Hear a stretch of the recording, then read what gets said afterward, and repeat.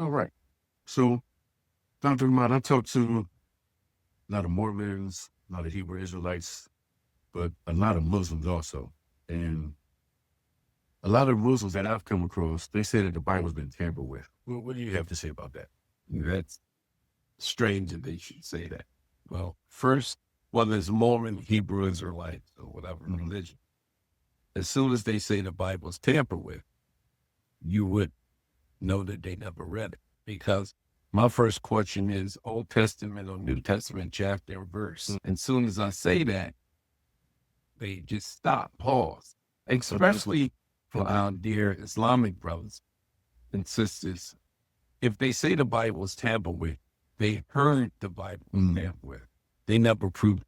Surah 568, the Quran says, I hope a person fact check with everything I say. It says, hold fast to the gospel, the Torah, and the law, and the song.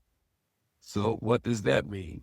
That means hold fast to the Bible. Right. Muhammad, peace and blessings be upon him, he actually, oftentimes Muslims don't read the Bible. One Muslim I know read the Bible is Louis Farrakhan, because 95% of what he preached is the Bible, right, but he stopped short of saying that Jesus is the Christ. But that's another story at another time. So what happens is that the concept of one God that came from the Bible, the concept of eating pork, that came from Leviticus 11:7, the concept of voodoo.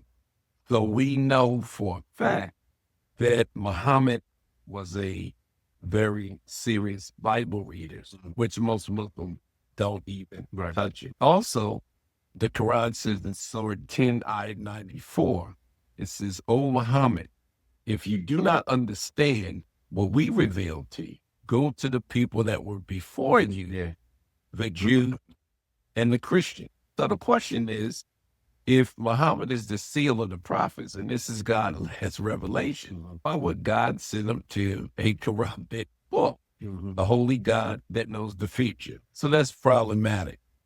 And the other is, I think it's in Surah 5, ayat 52, where the Quran appears to say that Allah sent the Quran as a guard for the Bible. Well, I've done security. People know security for the stars.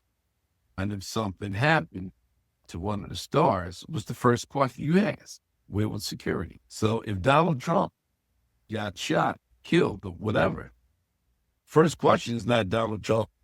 It's who shot him and where was the Secret Service? So if the Quran was a guard for the Bible, then it failed as a guard. Wow.